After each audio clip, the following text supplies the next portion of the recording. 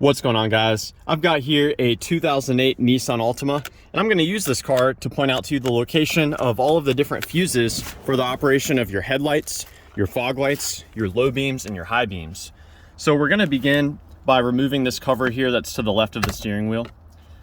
Behind here, we're going to find a total of 3 fuses that are important for providing power to the body control module, which is what helps to control when the headlights come on.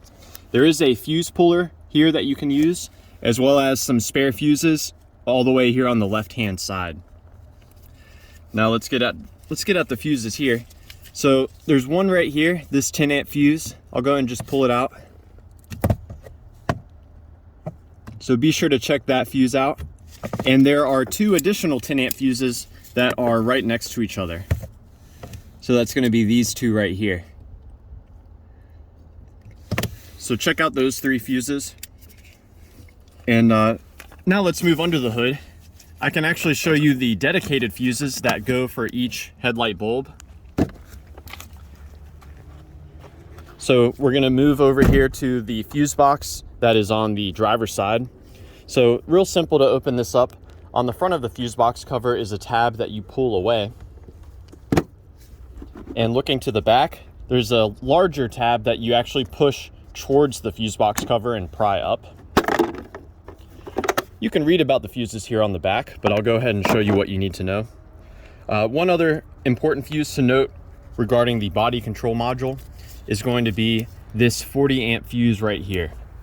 So this is a main power supply for that body control module. And if this were a hybrid, you would want to check the fuse in this location here.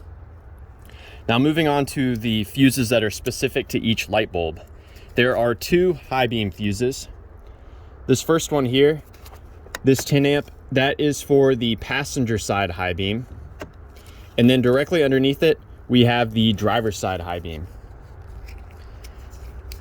Now what's cool about this is you can check to see if it's receiving power by looking at the exposed metal on the fuse.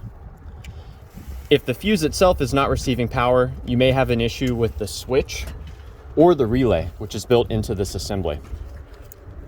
Now moving on down here, we can see these 2 fuses are for the low beams, and you can see one of them's been changed because it's taller. So this here is for the left or the driver's side, and the one underneath it here is for the right or the passenger side low beam. This is for the fog light, and this one is for your daytime running lights. So yeah, I hope that this information was helpful for you, or at the very least a good starting point in troubleshooting the headlights and the fog lights on your Nissan Altima. Please let me know down below if you have any questions or any advice.